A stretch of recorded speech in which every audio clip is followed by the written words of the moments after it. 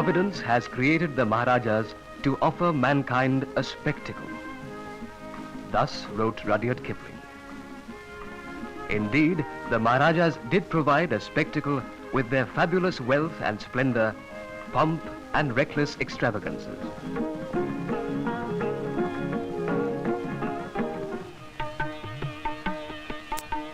But that life of riches and luxury was to end with the passing of the India Independence Act on the 17th of July 1947. The paramountcy of the British Crown over the princely estates would lapse on India becoming independent. The princes were given the option to join one of the two dominions, India or Pakistan.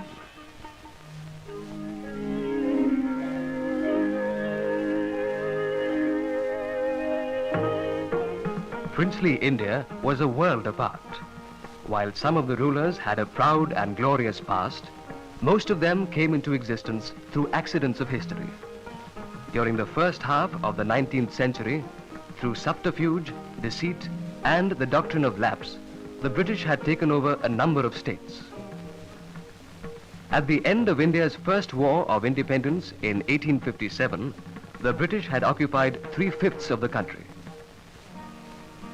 The rest of India was under the rule of some 562 feudal chiefs and princes, many of whom had supported the British in suppressing the uprising. In 1858, the administration of India was transferred from the East India Company to the British Crown.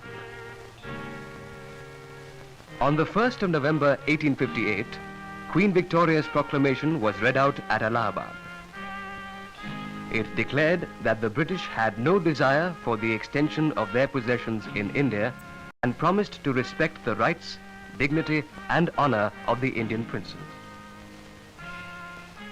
Yet, paramountcy, that is indirect rule of the crown, was enforced over the princely states.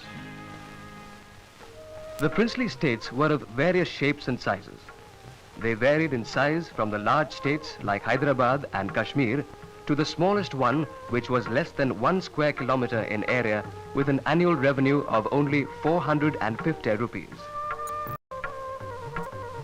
In every state, the British had posted their representatives literally to ensure that the rulers remained loyal to the crown. The residents wielded enormous powers. Most of the princes were mere pawns.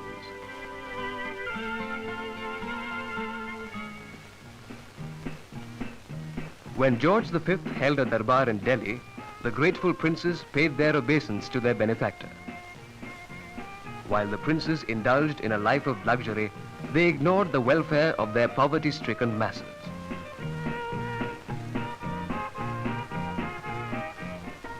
In 1920, the Indian National Congress called upon the princes to grant full responsible government to their people. The appeal was ignored. Instead, on the recommendation of the Montfort Committee, the Chamber of Princes was created in 1921, perhaps to safeguard the rights and privileges of the rulers.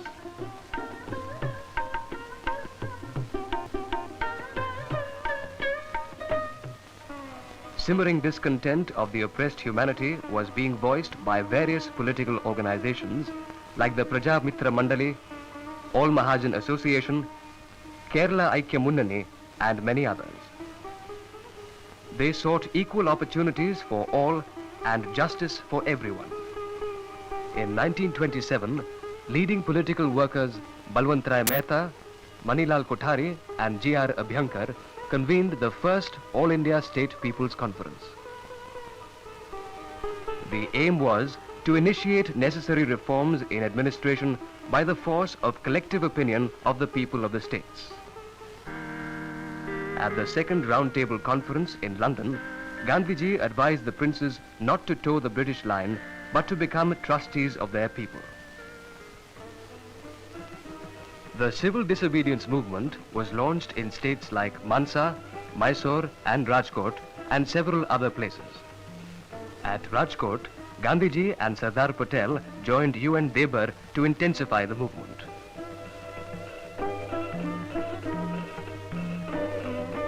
Mysore granted recognition to the Congress Party and permitted flying of the Congress flag along with the state's flag on important occasions.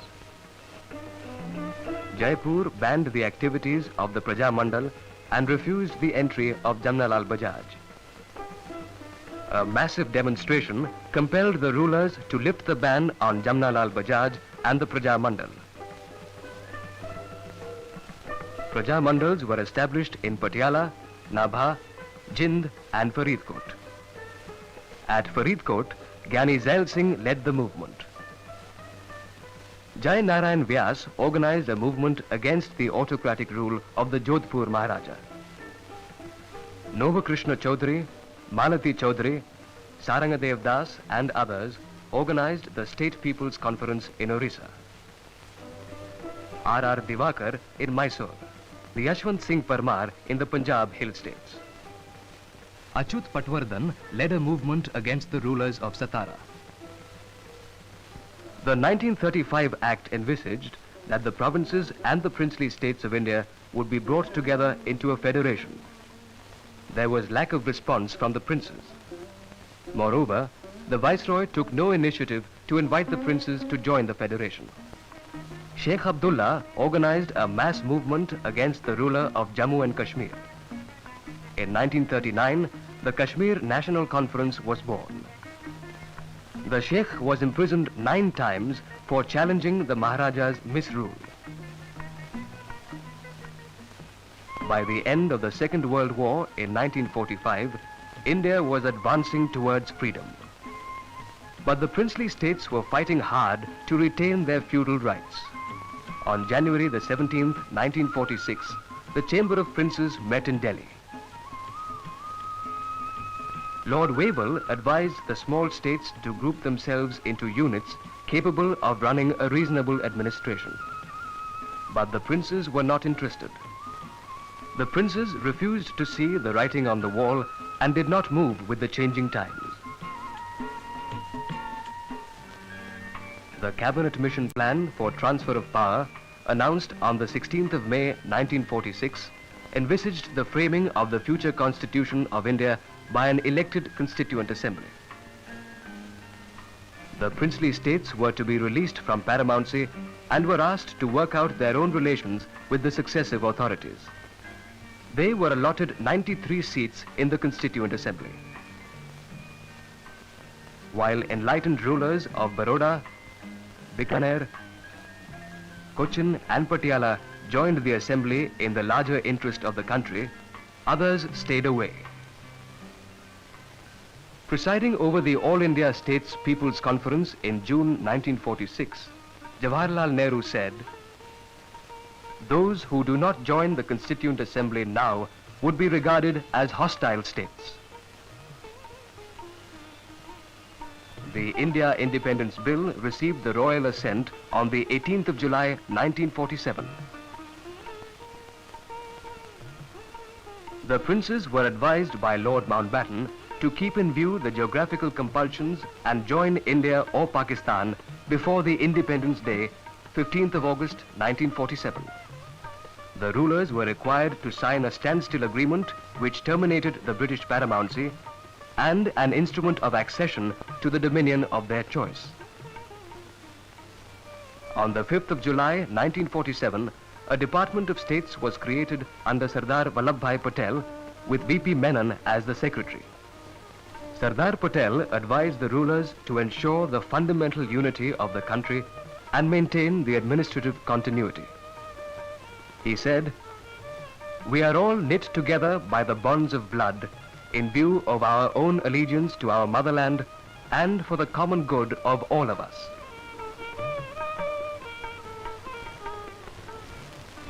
Soon after, Sardar Patel and V.P. Menon began to meet the rulers of various princely states: Gwalior, Indore, Bhavnagar, Nawanagar, Jaipur, Bikaner, Mysore, Baroda, and many others.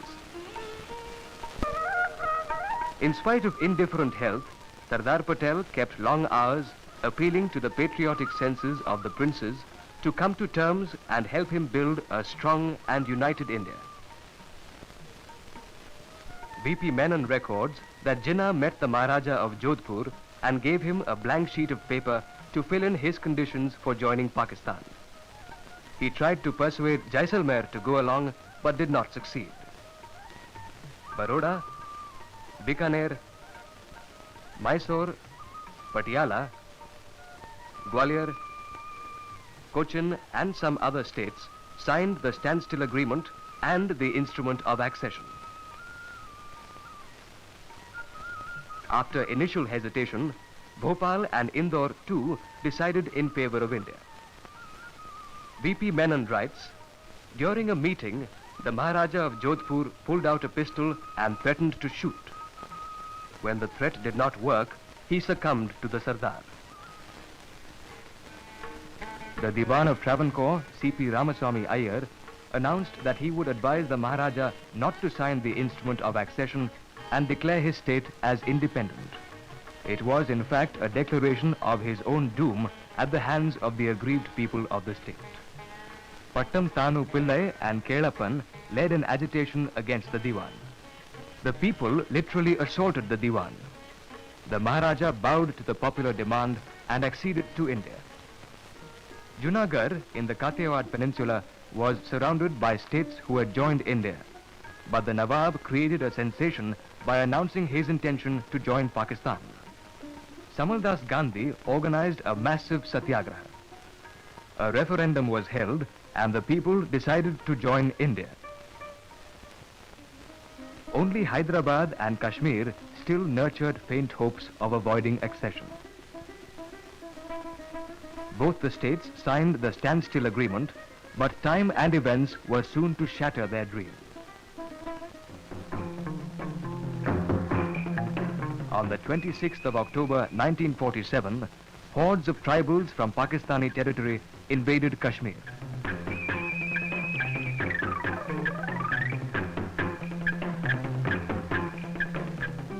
Sheikh Abdullah, who had been released from jail, was asked by the Maharaja to head an emergency administration. The Maharaja sent a wire to New Delhi seeking military help. In the absence of an agreement, it could not be given. Sheikh Abdullah organized local militia for the defense of the Kashmir Valley.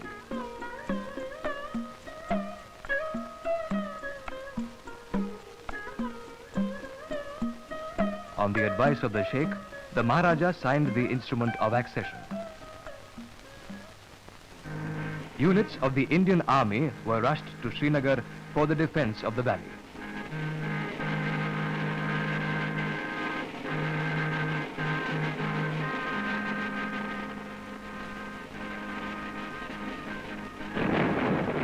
After 3 months of intense fighting, the threat to the valley was repulsed.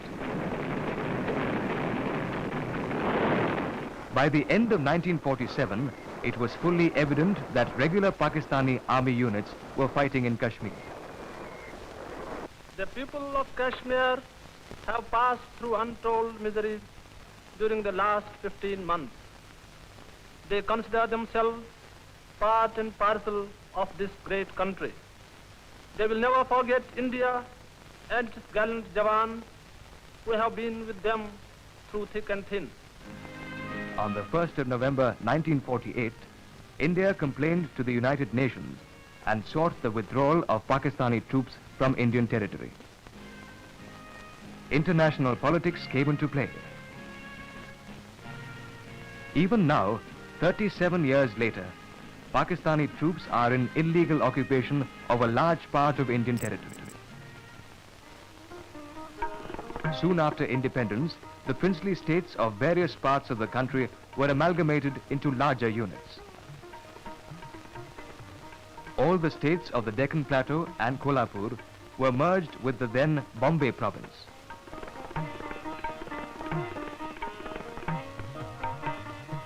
Baroda also joined the Bombay province in May 1949. Pratap Singh Gaikwad, the ruler of Baroda, said, "I am integrating my state today into the dominion of India, hoping that this would be in the interest of the country as a whole." Vindhya Pradesh, a union of 38 states, was born at Rewa in April 1948. Mysore too joined the Indian Union. The Mysore Maharaja Jaya Chamaraja Wadiyar was nominated as the Raj Pramukh. At Gwalior, Madhya Bharat was inaugurated by Jawaharlal Nehru on the 28th of May 1948. इस मध्य भारत में दो ऐसे बड़े राज्य, प्रतिष्ठित राज्य, ऐतिहासिक राज्य ग्वालियर और इंदौर था, जिनमें अलग रहने की भी शक्ति थी। लेकिन फिर भी उन्होंने ये निश्चय किया इस मध्य भारत में आना, और मैं समझता हूँ कि जो उन्होंने निश्चय किया वो ठीक निश्चय किया, हर तरह से ठीक किया, और मैं उनको बधाई देता हूँ उसके लिए। On the 15th of July, Patiala, Nabha, Jind, Faridkot, Kapurthala and Malerkotla joined together to form the Patiala and East Punjab States Union, PEPSU. The Maharaja of Patiala was sworn in as the Raj Pramukh.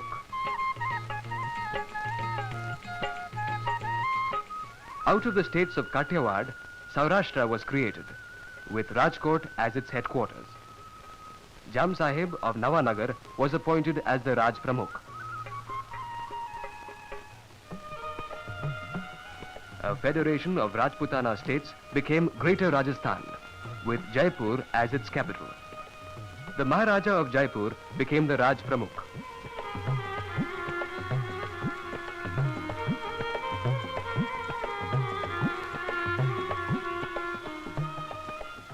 The union of Travancore and Cochin was created with the Maharaja of Travancore as the Raj Pramukh.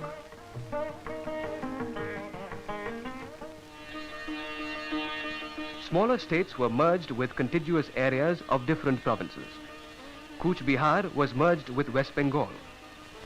Tehri Garhwal, Rampur and Banaras with Uttar Pradesh.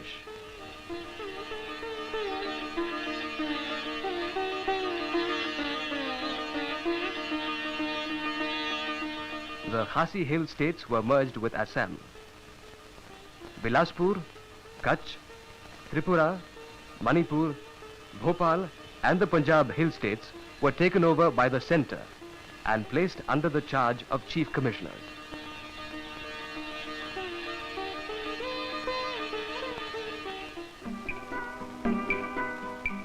The Nizam of Hyderabad continued to resist accession because of the pressure from Qasim Rizvi and his militant Razakars. The law and order situation was deteriorating. Swami Ramanand Tirth, the president of the Hyderabad State Congress, apprised the government of India of the atrocities committed by the Razakars. He demanded immediate action to save life and property. India decided to put an end to Qasim Rizvi's reign of terror. A police action was launched on the 9th of September 1948. The people of the state welcomed Indian Jawans as their saviors. Qasim Rizvi and his cronies escaped to Pakistan. The Nizam acceded to India and accepted the constitution of the Indian Union. Now, free from the fear of Razakars, the Nizam of Hyderabad personally received Sardar Patel, who had come to accept the accession of the state to India. First, General Chowdhury, later Shri K.M. Munshi, administered the state. In 1950, Hyderabad was amalgamated into Andhra Pradesh.